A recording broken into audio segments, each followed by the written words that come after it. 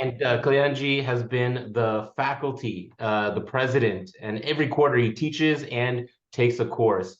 So for today's webinar, Distinguishing Varna and Jati from Caste, I am glad to hand it over to Kalyanji, who will get into, I think, a whole presentation, maybe more of a conversation. We'll have some interactions. And if you haven't yet, please put in the chat where you are zooming in from for today's conversation. Kalyanji? Okay. Thank you, Ankur, and thank you, everybody. Namaste to all of you. I caught COVID for the second time, and I'm trying to recover right now. But I thought I will still do my best in this webinar. Now, I have a few slides, and I'll start with those slides. But what I'd like to ask you is, as we go along the presentation, if any questions come up for you, please put it in the Q&A box, not in the chat window, but in the Q&A box. Then we'll try to pick up as many of the questions as possible. Yeah, and Kalyanji, actually, I have a question. I just called it Caste Experience Background, personally asking people what their background is. You want me to launch that at the start or somewhere later, or you want to do your presentation first? Yeah, I mean, you can launch. Is it a poll? Yeah, just a quick poll. So what's been your personal experience with Caste? Have you ever dealt with it personally? You know someone who had to? Have you had to deal with it personally? And maybe in the Q&A and later on, if you have a specific story you want to get into or engage, we can. But I'm just kind of curious on that first part because I've never dealt with it. You know, it's all, again, projected on us. Just a way to ask our now over 80 people joining us. Shita G from Ontario, thank you for joining us. Jose G from Florida, Sarasota. Thank you, Ramesh G from California. Ravi Vadyat G from, thank you for joining. Kalyanji, okay, you got it ready? Go ahead. Great. So, Ankur, at some point you're going to show the results of the poll, right? Yeah, whenever you want me to.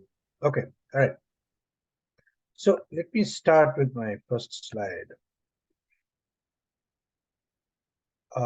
According to Professor Arvind Sharma, more than 9,000 books have been written about the caste system. And this is what he has to say about it. There is such a thing called a hierarchical and oppressive caste system in India, in Bharat. It is sanctioned by the Vedic texts and traditions. It is essentially Hindu in character, even though it spills over and enters into the other religions also, Muslims and Christians and Sikhs, and everybody starts exhibiting some form of caste structure. Of course, the most important pronouncement about it all is that it needs to be eradicated for India to progress, India, that is Bharat, to progress. Okay, and you know it's an impediment to the development of humanity in that part of India, and of course it's come to America now, as you all know. That caste is a huge problem in America, according to the various players in this sphere. And of course, because caste is so intricately interwoven with Hinduism, you cannot really dismantle caste consciousness, casteism, caste, the caste system, without dismantling Hinduism itself. And here there are two varieties. There are people who say, Hinduism itself must be dismantled. There is no hope for it in order to eliminate or dismantle the caste system.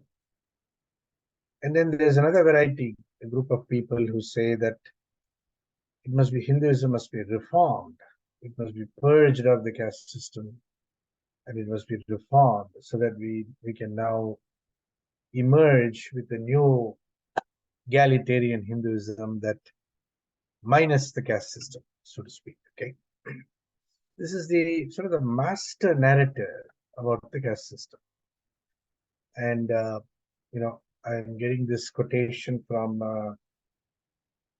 Arvind Sharma's book titled "The Ruler's Gaze," which he published in the year 2017. And this is the mainstream narrative about the Hindu caste system. You'll find it everywhere. This is in the school textbooks, some form of this. Even if people are not very explicit in saying that Hinduism must be dismantled or reformed, the textbooks will nevertheless hint, indicate, insinuate that there's a problem with Hinduism, and it's the caste system, right? That this problem is a huge problem, and there can be no progress without doing something about the caste system. And you'll find that in the mainstream media, you find that in nowadays you find it in legislations, state legislations, in city resolutions in the United States of America. A new bill that's been introduced in California called the SB 403 bill, and many other places all over the academia. It's a one thing when an academic, primarily a Western trained academic, investigates Hinduism, studies Hinduism, it's almost natural for them to want to deal with the caste system. And it's very easy to, because there are 9,000 books and even more, tens of thousands of papers that have been written about it, it's very easy to assemble a series of quotations,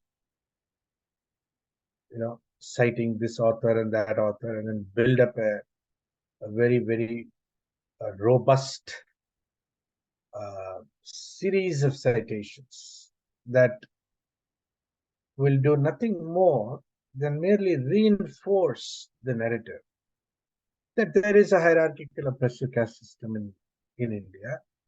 It is sanctioned by the Vedic texts and the traditions born of the Vedic texts. It's essentially Hindu in character. It has to be eradicated, and unfortunately, maybe we need to eradicate Hinduism itself. So that's a wonderful place to end the paper. Maybe there's a problem, and maybe Hinduism needs to be eliminated.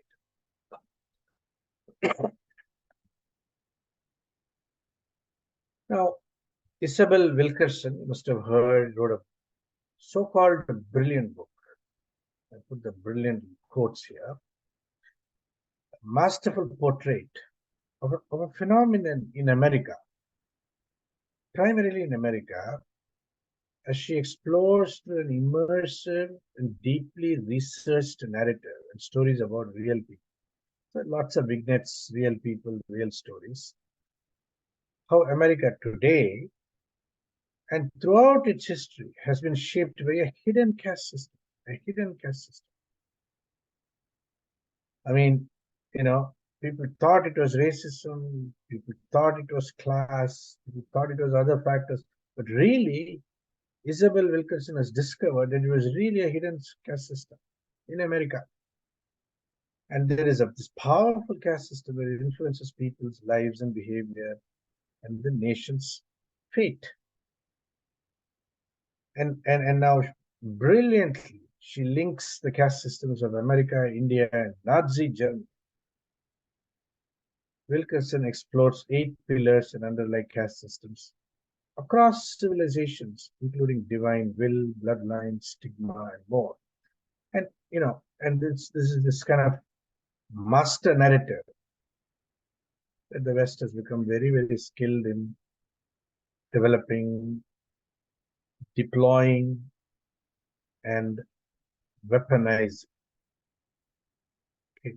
This is a weaponized master narrative.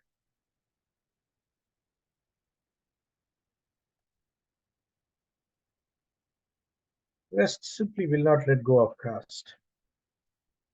Here is equality labs lobbying constantly. Tenmari Soundararajan, you know her work.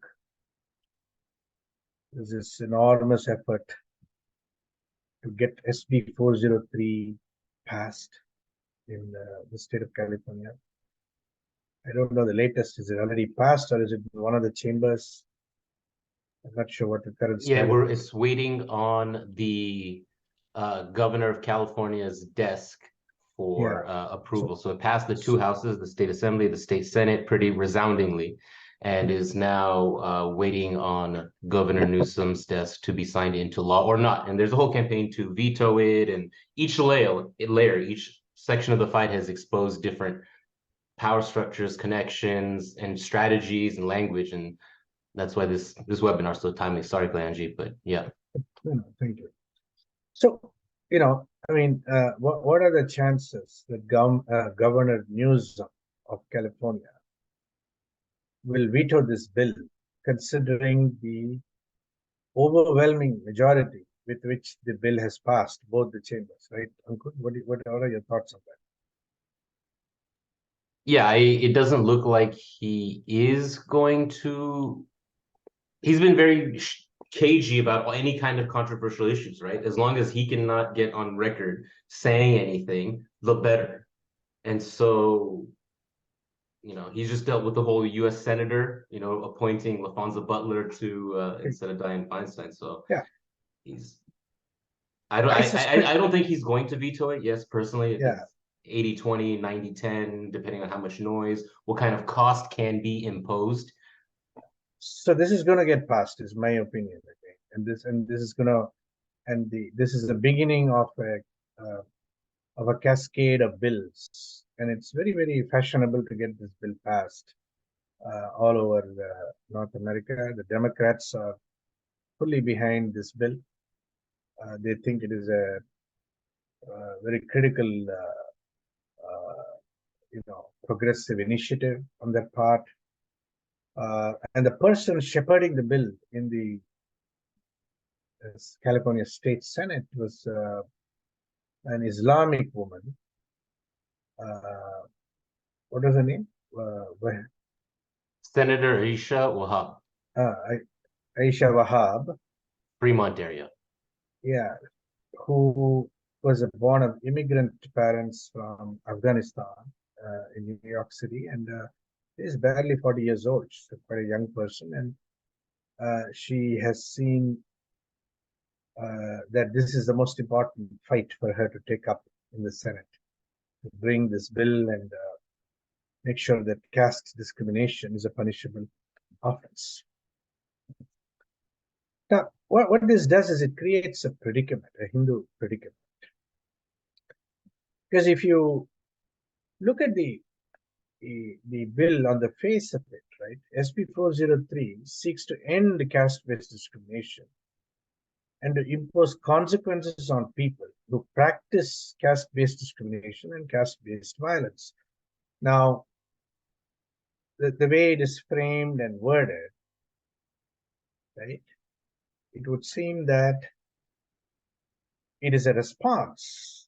It would seem that it is a response, apparently, to the widespread incidents of caste-based discrimination and caste-based violence in California. But this is not a fact. It is not established as fact, but only through rhetoric. I mean, there's a lot of talk about caste, but actual, documentable cases of caste-based discrimination or caste-based violence are very, very rare and very, very few and far between. And the problem with opposing SB 403, if Hindus group together and oppose SB 403, we invite the criticism that we are now in favor of caste-based discrimination and caste-based violence. Aha! See, we told you the Hindus were always for caste-based discrimination and caste-based violence. Now we know this is the proof because they are opposing SB 403. You see? So what are Hindus to do? This is the question. Now, what are we to do? Remain silent,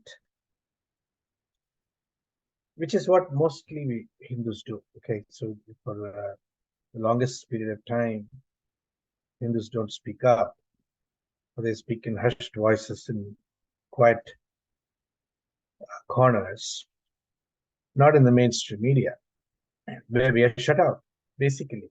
We've been silenced. Now, it's important to recognize Hindus have been silenced from the mainstream media because we are not eligible to speak up on behalf of our own social order. So the convenient thing to do is to join SB 403 and become a proponent of SB 403. That is to say, I'm also for the ending of caste-based discrimination and caste-based violence. Right? How could you go wrong if you take a stand like that? That's the popular stand. That's the appropriate stand. But really, the elephant in the room is this question: is there widespread incidence of caste-based discrimination and caste-based violence in California or in America, for that matter? If you listen to the rhetoric, it might look like there is. But even the one case that was brought to bear in the case of, let's say, what is it? Sundaraya, not Sundar Pichai, sorry. It's the wrong Sundar, Sundaraya of Cisco Systems. And the case that was brought by the state of California against the Cisco, well, it languished for a couple of years. By the time it arrived at the court, it could not muster any evidence at all, and it fell apart very quickly. Now, that is likely to be the the fate of most complaints. Likely to be. I've had some discussions on this with Professor Ved Nanda, who's an attorney, who's a professor of law from Denver University, and also the chairman of the board of Hindu University of America. He's in agreement that if there are lots of cases placed against Hindus complaining that they are discriminating on the basis of caste, these cases will not succeed in the courts of law. Most of them, 90% of them, 99% of them.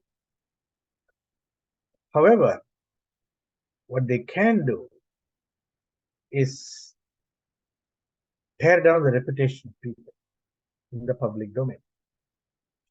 See, what SB 403 really does is that it sets the stage for lots and lots of baseless allegations against Hindus, and consequently destroying Hindu reputations in universities, in corporations, in organizations, the public service, and so on. And what we can collectively anticipate is that without any evidence, there'll be a lot of rhetoric, a lot of cases, a lot of complaints, and lots of reputations damaged. Okay, so that's the reality that we are living into at the moment. And as long as there are people very motivated to drive this narrative, all of this will happen. There is no doubt about it. The problem, however, is not just on the Western side or the American side or the woke, leftist woke side, etc. Even within the Hindu world, there is rampant confusion. So here is a quotation from Ambedkar, who says that he shall be satisfied I shall be satisfied if I make the Hindus realize that they are the sick men of India, and that their sickness is causing danger to the health and happiness of other Indians. They're pretty harsh words. If I am disgusted with Hindus and Hinduism, it is because I'm convinced that they cherish wrong ideals and live a wrong social life. My quarrel with Hindus and Hinduism is not over the imperfections of their social conduct. It is much more fundamental. It is over their ideals. So Mr. Wright, Mr. Ambedkar, finds Hindu ideals to be wrong. Wrong ideals, a wrong social life, and therefore, by a twist of fate, he got the opportunity to enshrine his personal beliefs, prejudices, animosities towards Hinduism in the India's constitution. He collapses Hinduism and caste completely, and in fact puts it so deeply. You know, the Constitution of India refers to caste more than 60 times. Scheduled caste 60 times, scheduled tribe 60 times. And caste is so entrenched in the Constitution that it is very hard to contemplate a Hindu life without caste. And it is thanks largely to B.R. Ambedkar, Dr. B.R. Ambedkar, that this has happened. So in his paper called The Annihilation of Caste, which was supposed to be a speech, a scathing speech, but that the people who invited him to deliver that speech later on forbade him to deliver that speech because it was so incendiary. That speech nevertheless got turned into a pamphlet of some kind. The propositions, the primary propositions that Dr. Ambedkar is dealing with, I'm talking about the 1930s, okay, 1934, 35, around that time. The caste system must be eliminated. Must be eliminated. Not that caste-based discrimination must be eliminated. No, the system itself must be eliminated. Why? Because only then India will become egalitarian, civilized. It will come out of savagery and barbarism. You know, it'll embrace ideals like liberty, equality, fraternity, etc., from the French Revolution that Ambedkar cut and paste and put it into the Indian Constitution. But the caste system is equal to Hinduism. Hinduism is nothing more than caste. Nothing more than caste, according to Ambedkar. Therefore, and why is it nothing more than caste? Because according to Western authors and westernized, colonized Indians, it is so. Because once you assert it, it becomes so. And you know, you can flaunt your degree from Columbia or Harvard or Chicago or Berkeley to say, and thousands of citations to say, yeah, Hinduism is nothing more than caste system. Therefore, Hinduism must be annihilated, you know, dismantled. Because logically, caste cannot be annihilated without destroying Hinduism. It's the same thing. And Hindus must answer for caste. They must answer. They must answer in the media, they must answer in the courts of law. They must constantly respond to this question. You know, why did we create the caste system? Why did Hindus embrace this utterly barbaric, hierarchical, and oppressive system? And if you make Hindus answer for caste constantly, every day, they'll become sufficiently guilty for having invented caste, they'll give up Hinduism. And believe it or not, giving up Hinduism is happening on a large scale, you know, especially amongst the younger generation, born and raised in the United States of America. The younger generation is inevitably caught in this narrative, and they feel it's, you know, this is just too much trouble. I'll just become secular, liberal, atheistic, scientific, whatever, but just not Hindu. And that's the annihilation of Hinduism, right? From generation to generation. If we cannot transmit this dharma across the generations, we are in some ways contributing to the annihilation of Sanatana Dharma. But then, as Ankur pointed out early on, the word caste itself is not a Hindu word. It apparently came from the Spanish and Portuguese casta, and this word entered the lexicon of India when the Portuguese first arrived in India, sometime around 1498 CE. And the use of the word caste in English is first attested to in the year 1613, after the British East India Company came into India. Before that, you don't have caste in India at all, at least the word caste. You do have something else. We had words like Varna, Jati, Kula, Gotra, Vamsa, and so on. And we had a certain social order. But that social order got reformulated into the terminology of caste starting pretty early in the 1600s. The unfortunate thing is it got internalized by many, many Hindus. So here is a very important quotation from Swami Vivekananda. He's giving an interview to the Hindu, the newspaper The Hindu, in 1897. He's saying, I do not propose any leveling of castes. Caste is a very good thing. Caste is the plan we want to follow. What caste really is, not one in a million understands. There is no country in the world without caste. In India, from caste, we reach to the point where there is no caste. Caste is based on that principle. The plan in India is to make everybody a Brahmin, Brahmin being the ideal of humanity.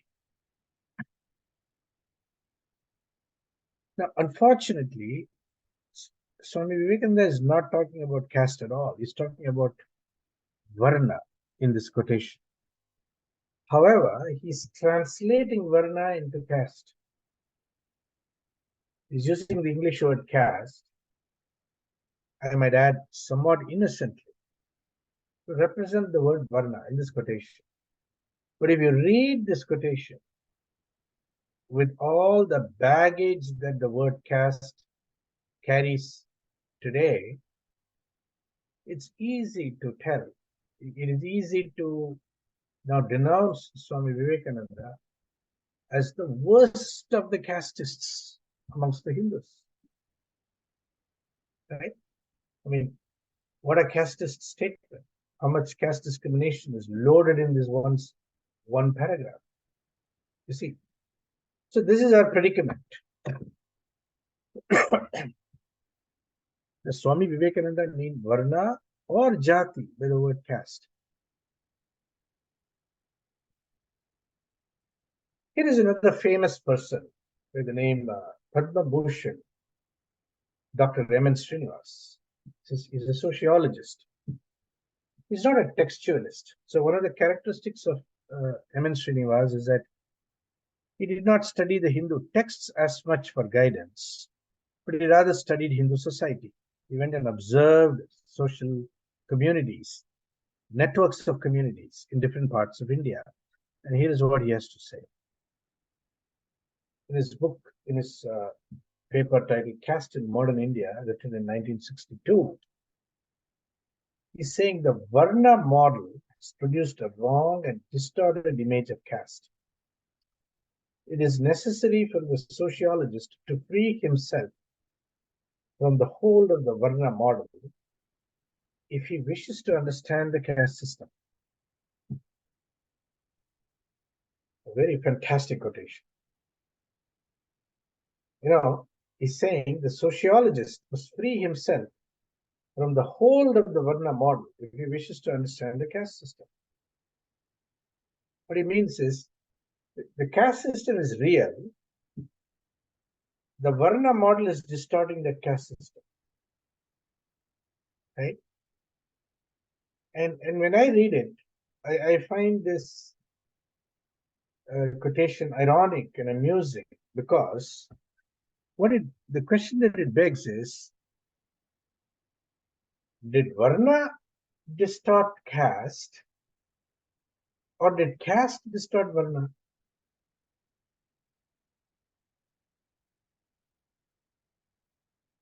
There's a profound confusion here.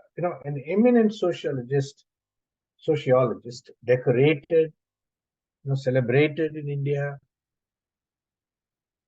he is not able to even penetrate this question. Did Varna distort caste, or did caste distort Varna? Because he seems to be asserting that it is Varna that is distorting caste. Caste is in fact the real thing. Here is another famous sociologist, Andre Bataille. He's still alive. Here's a quotation from him. In 1996, Varna and Jati is writing a paper. He's saying, my argument is a simple one. In the classical literature of India, caste was represented by Varna. And for 2000 years, when Hindus wrote about it.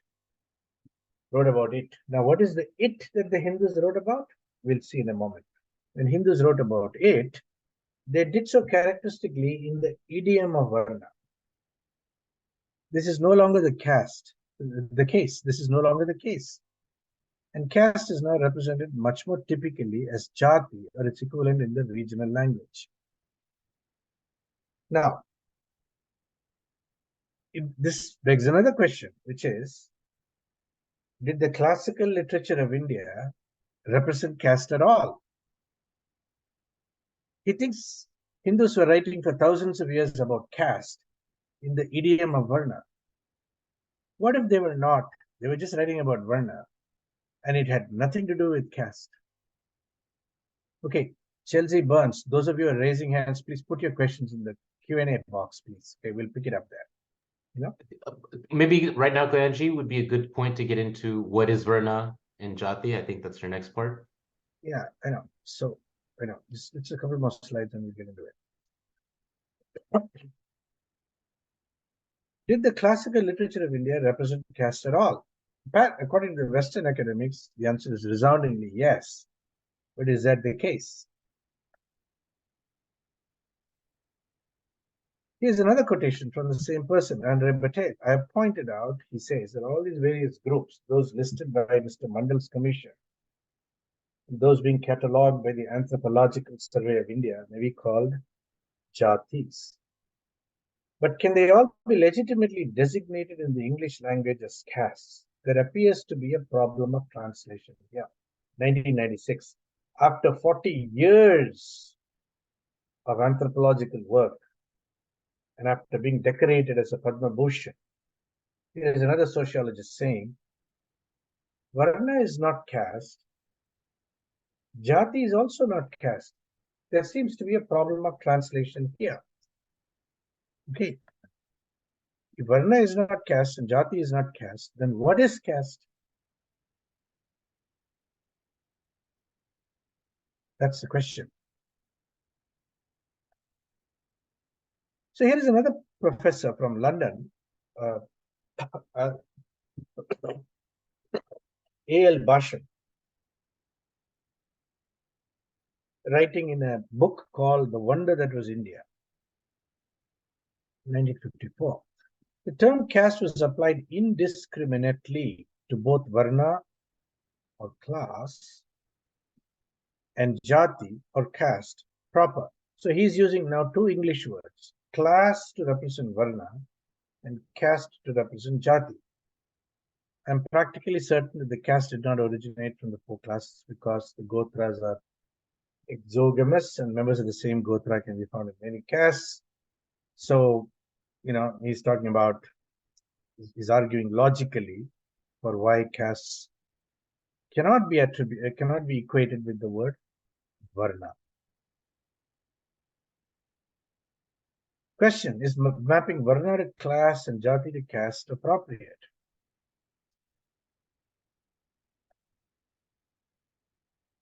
This brings us to the course, okay? The course titled Distinguishing Varna and Jati from Caste. So in this course, we explore a series of questions. Is the Varna and Jati-based social structure the same as the caste system? Are they the same? If they are not, why is it so easy to confuse the two? How did the Varna and Jati-based social order later become the caste system? What was the historical process that led to this particular metamorphosis into the caste system?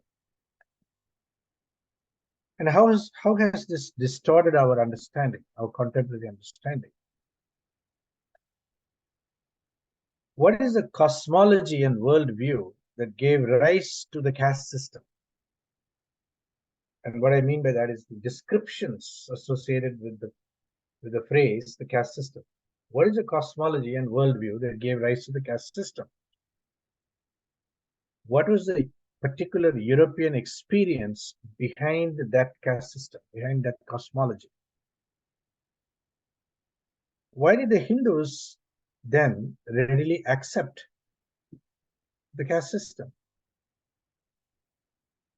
What is the cosmology and worldview that gave rise to the Varna and Jati social order of India? Does its value system promote discrimination and oppression by design? Is the Varna and Jati social order relevant today at all, even minimally?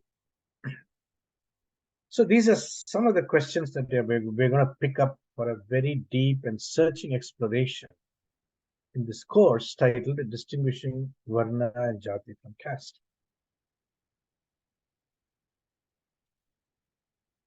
You see, what really happened was the Hindu texts speak a lot about Varna, and Hindu society exhibits a lot of jatis, many jatis, thousands of jatis.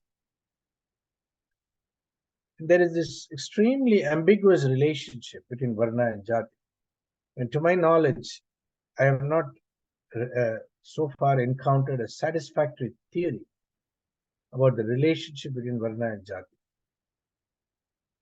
I've been looking at this for many years, more than 2 decades now, but there is no real, clear, articulate, satisfactory understanding of the relationship in Varna and Jati. Why? Because the texts rarely speak about Jati. They speak largely about Varna. The discourse of Hindu texts is in the idiom of Varna. But the nature of Hindu society, its structuring and organizing, is in terms of Jatis. Now, this, unfortunately, has gotten reframed from the 1871 census onwards, when the British began to enumerate castes in India, and on to the 1935 Government of India Act, and then further on to the Constitution of India in 1950.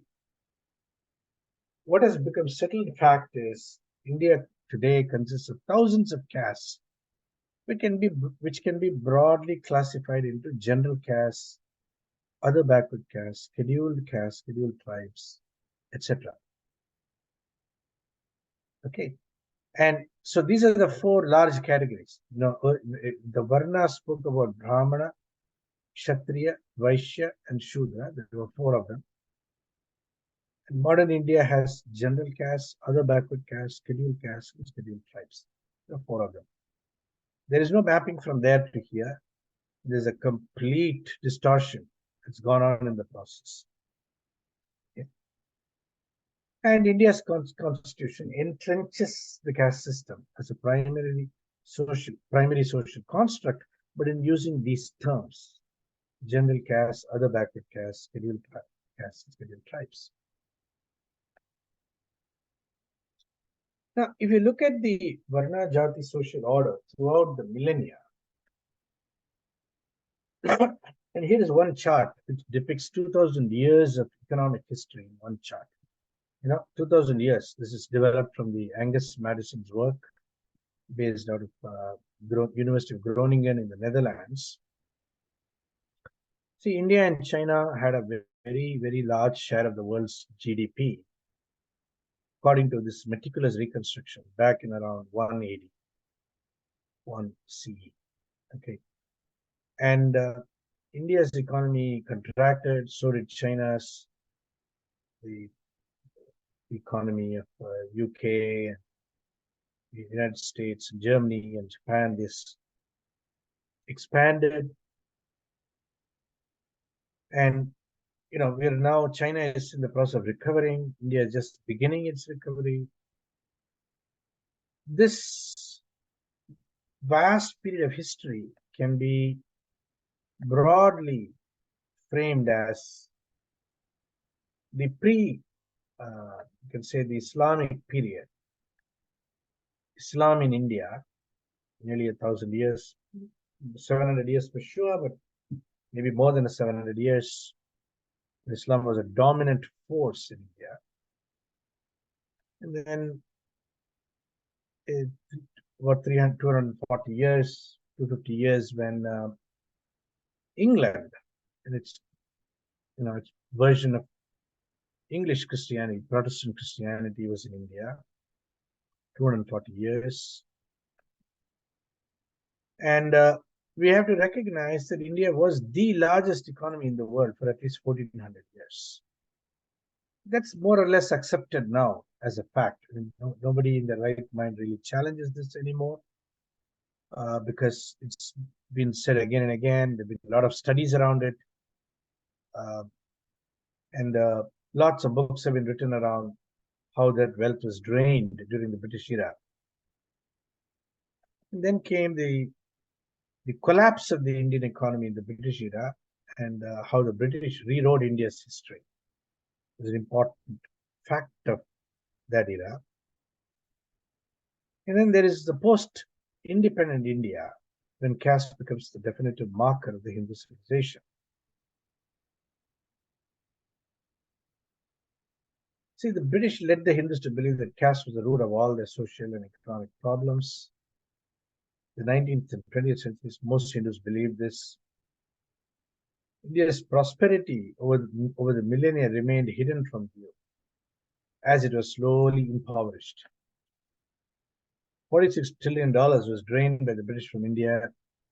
It was also obscured. It's only come to light recently. The question we are asking is, what role did the Varna Jati social order play for nearly 2 to 3 millennia prior to Islam, when India was so prosperous? What role did it play? Did it have a role?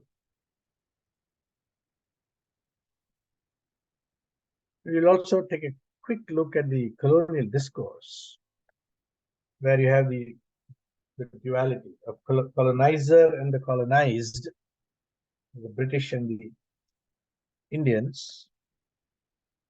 Using Marxist language, we could say the exploiter and the exploited. This is what happened. But this whole story got reframed, and a new narrative was produced. The British constituted themselves as the civilizers and emancipators, as they did throughout the world, not just in India. And then in order for them to emancipate somebody, there had to be a local problem. And here's how they framed the problem. The lower castes were being exploited by the Brahmins, the upper castes, and the British were necessary now to intervene and set things right. And this became the discourse about what happened. Okay. So this is the what happened on the left side. This is a discourse about what happened. This is a great slide, Kalaji. This is the first time that you're sharing that one, huh? Look, we're at like 9:50. Just last little bit of this. Yeah. So the question is not asked in what ways did the Islamic invasions of India impact the Varna Jati social order. Almost nobody pays any attention to this question. What ways did the colonial era impact the Varna Jati social order? We're reversing the question. Did the Varna Jati social order remain unchanged throughout the era of Islamic and British rule of India? How do we understand the ways in which the social order evolved? Okay, so this is the 1.5-hour credit course. It starts next Friday, October 13th. This is about 12 hours of classes, 24 hours of self-study. And these are the questions that we'll be addressing. Course learning outcomes.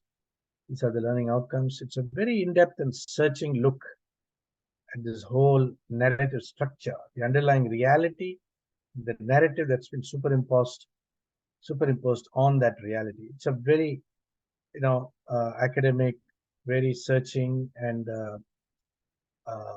you could say investigative type of course. And this course will provide the foundations necessary to respond to the persistent activism directed against the caste and caste system. So that's my slides. Now I'll take a few questions and see, we'll select some questions. Yeah, so Galanji, you're looking through the Q&A box. Did you see the results on caste experience background? So 40% of people say they never dealt with it, and 20 that they had someone. 16 out of 80 people filled it out of the 112 still with us. 18 out of 80, 23% said they had to deal with it personally. And the way that you talked about how it's so embedded in the constitution of India, and then the diversity of our audience, and myself, I never experienced it being born in Los Angeles and here. I think a next layer to that is, where did you experience it? And 14 people said other. So there's a whole lot of conversation. We have 24 questions in the Q&A box. I have another poll or two also. One, a kind of background. This is kind of a complicated one. Let me ask Angie if I can share it.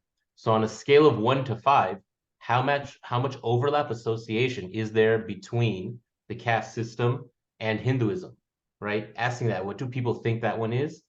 If they think it's associated or not. And then how familiar are you with Varna and Jati? I know a lot of people still don't even have the definition of Varna as the, Brahmin, Kshatriya, Vaishya, Shudra kind of social order, and Jati kind of the tribal affiliation or last name or kinship group. And those are kind of two broad categories of just definitions that I don't know people have. So let me just ask that question so that it can frame your taking the rest of the question. So let me launch that. If you can just let us know. And so one would mean that you think there is no overlap between caste system and Hinduism. These are separate ideas. And 5 would mean you take an Ambedkar point of view. They're completely intertwined and they're connected. So.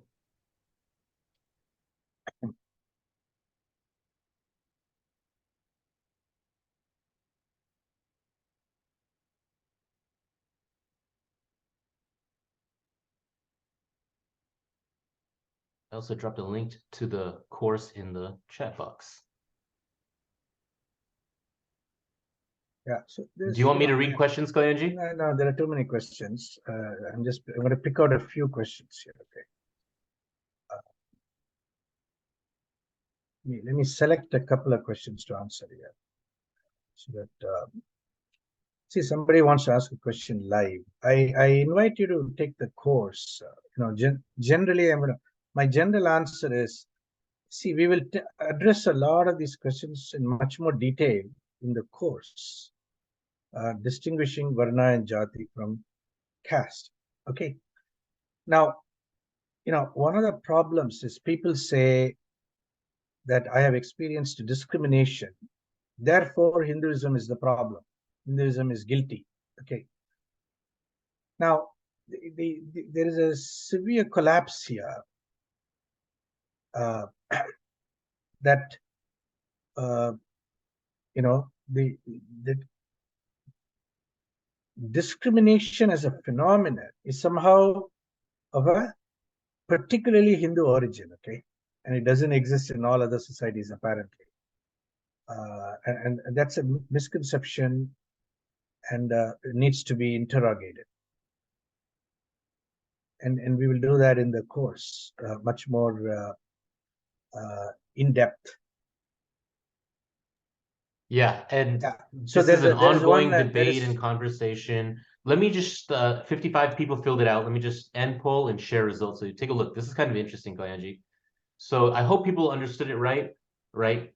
One, it means you think there is no overlap, right, between Hinduism and the caste system. And out of the 50 people, 13% think that, even in this webinar, think that Hinduism and caste system are one and the same. And so how familiar are people? 45% are well-informed. while 21% of people say they don't know about Varna and Jati. So I hope my brief explanation kind of at least categorize those two terms in Sanskritam. And we have a whole series of courses, not just Kalyanji's Distinguishing Varna and Jati from Caste course, but we have a whole series of courses in Sanskritam so you can interrogate the Shastras with your own, by yourself directly by learning the Sanskritam. We go all the way from the beginning of learning the Devanagari script all the way to an MA in Sanskritam. We have certificate programs in Sanskrit proficiency. And so we have a series of programs at HUA, and the quarter is just about to start. So please do consider taking a look at the course catalog, seeing if something fits your schedule. And in this next week, get enrolled, because we're a university, we need student enrollments, and that's the value product that we're bringing to people at the end of the day. In addition to these free webinars, which we appreciate you joining every So Saturday good. morning. Put up the poll for the course, okay? Okay. So the poll for the course, here's enrollment. Are you definitely interested? Yes, you have questions, maybe in the future, and then no. So just that's a quick one. See, We still for have over people, 100 people with us, so great to have you all staying with us. so there's an anonymous attendee who's, of course, doing the usual thing, which is to complain about the Manusmriti and the Purusha Sukta. We'll address that in the course, Mr. Anonymous. Have the courtesy, please, of joining the course, and or at least revealing who you are in the webinar.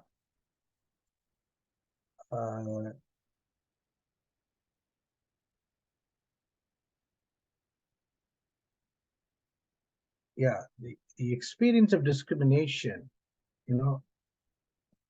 see, the problem is this, right? There is a lot of gun violence in America. Do we then say Christianity is a murderous religion? No, we don't, right? The presence of discrimination and its deep association with Hinduism, that is a problem. I'm going to take this question from Sahana Singh. Can we credit Patel and Basham for understanding that caste and Varna Jati are different? No, I won't credit them. See, the problem is Andre Patel is at the fag end of his career after writing profusely about the caste system. And after observing the communities, the Jatis in India, he's coming to a conclusion that translating Varna into caste is one kind of problem, and translating Jati into caste is another kind of problem. So neither Varna nor Jati really can be translated as caste. That's his realization at the very end of his career, almost at the very end of his career, right? But has he now therefore understood how Varna and Jati are different from caste? I would not go so far.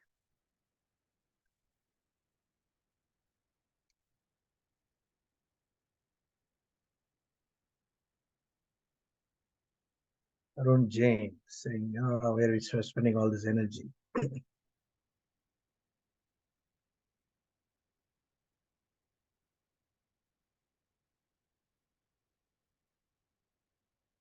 Yeah, Rahul Shet, I'm going to answer this question. See, the orientation to Hindu studies is a much broader course.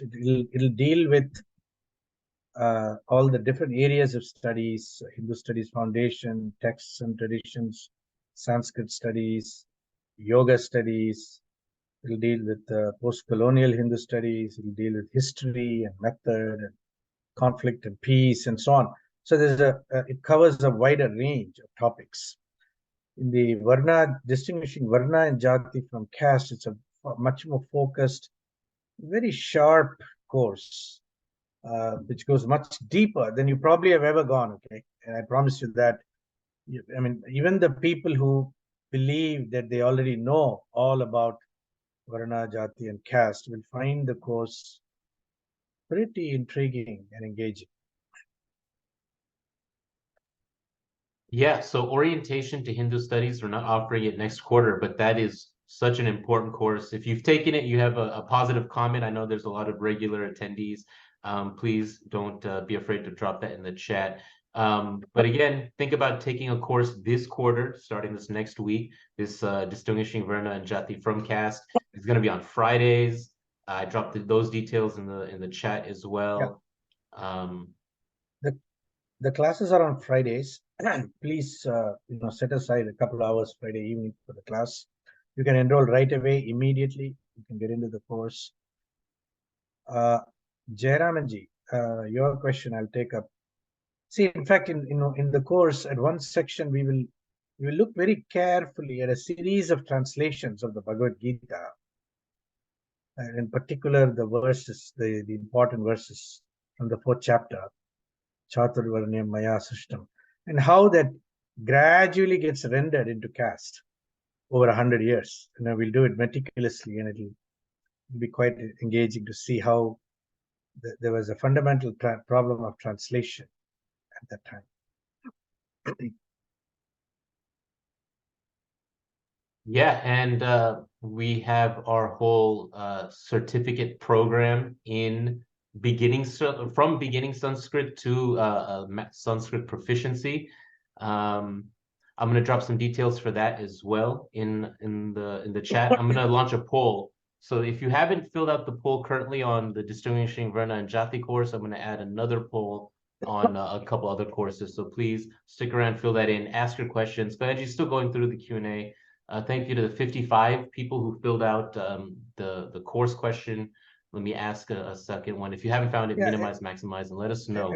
everybody, please fill out the poll. Even if you're not interested, just say no, I've not been interested.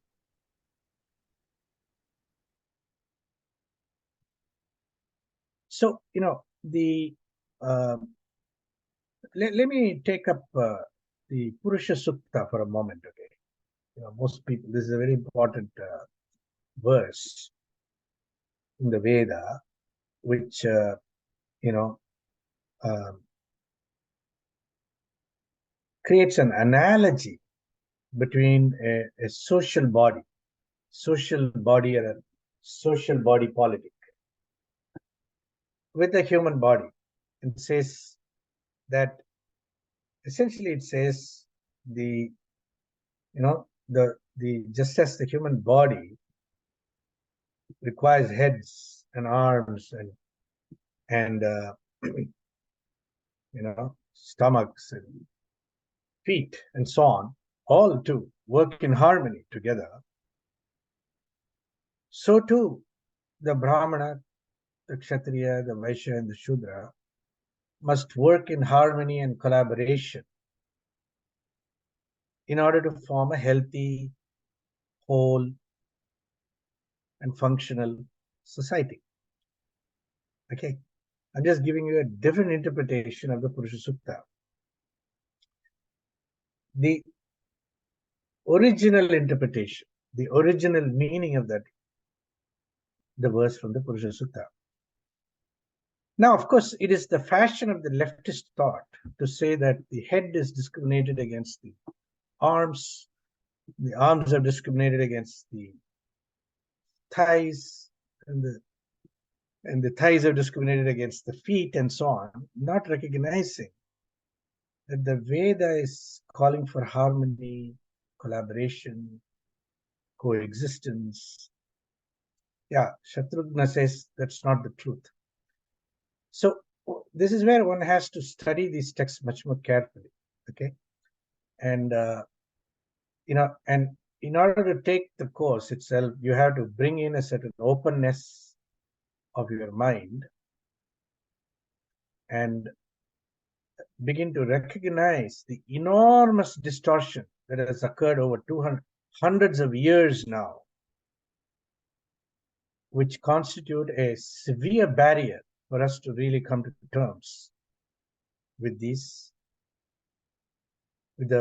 fundamental distinction between Varna and Jati, on the one hand, which originated in a Hindu cosmology, and the caste system, which originated in a Western cosmology.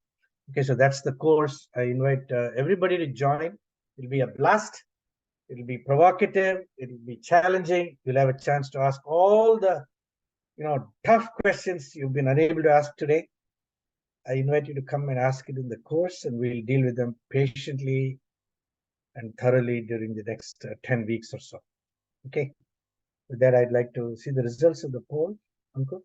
Yeah, great. And I actually launched a second poll. If you didn't fill it out and see the difference, take a look. Are you interested in learning Sanskrit? Yes, definitely. Yes, if you have questions, and I changed the question a little bit. Maybe this helps us follow up a little better. Yes, you want to learn Sanskrit, but you don't want to take a lot of courses because we have a range of programs, some starters, some beginners. Maybe in the future, we won't bother you about this upcoming quarter, but we'll keep track and know if you're not interested. Just fill that out. It helps us filter through. So we have 47 out of almost 90 people still with us. Thank you for staying with us today. Great conversation, Kalyanji. Every time you do one, you have new slides and new ways of framing it. Just always a pleasure. Thank you, everyone, for asking your questions. Sorry we didn't get to all of them. So let me end this poll and share the results. Which poll do you want to see, Kalyanji? The Varna Jati poll, the course poll. Results for the course. Are you interested in enrolling and distinguishing Varna and Jati from Caste? 11, yes, definitely. 5, yes, but questions. 30 people in the future, hopefully something, and 15 people said no. Okay. All right, everybody. So that is the webinar for today. And, I think it's a topic of tremendous significance, not only for all Hindus, but also for people interested in the subject of the Varna Jati and the caste system. Of course, it's very simplistic to take a self-righteous position. Self-righteous position, saying Hindus have been wrong for 5,000 years. They were wrong at the beginning of the Veda. They were wrong at around 080. They are wrong today. And, and I am going to reform these Hindus. There is a certain arrogance about that, which we have to recognize. Of course, that is not to deny that there is discrimination in Hindu society. We're not denying that at all. Okay, so we've got to include that and have a more comprehensive and intelligent discussion about a vexing topic of our times. With that, I'd like to once again invite you to register. Can you put the URL on the chat window, Ankur, for the course? Or at least we'll send everybody who attended the link to the course to register.